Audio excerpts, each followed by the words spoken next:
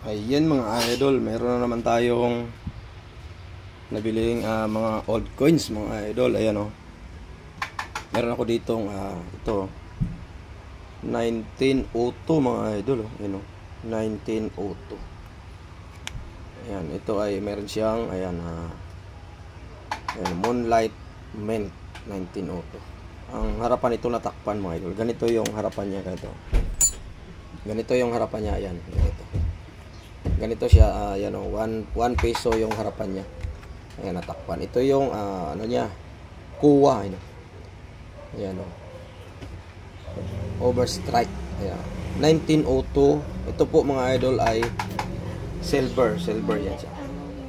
May halaga pa itong 10,000 pataas mga idol, hanggang 20,000 pataas pa yung isang ganito na 1902. Ayan mga idol, meron pa tayong pambili ha, no?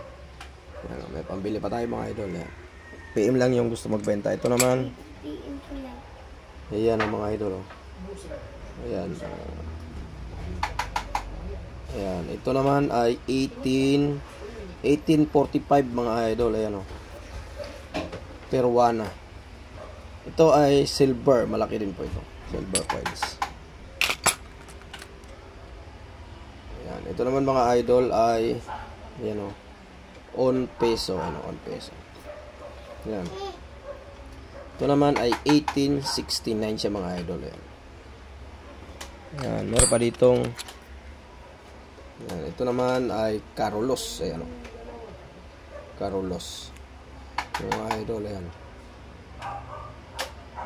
ayan o. Ito naman ang year niya ay tingnan natin na sana. Ayan o, 1785 mga idol. Ayan, pag mayroon kayong mga ganito mga idol, ayan. Ayan, ito naman ay 1901. Ayan o, 1901 Mexicana. Ayan o, Republica Mexicana, silver mga idol. Ayan, meron pa tayo dito mga idol. Ito 1879. Ayan o, 5 layer mga silver mga idol. Ito naman ay ano ba to tawag dito? Ito ay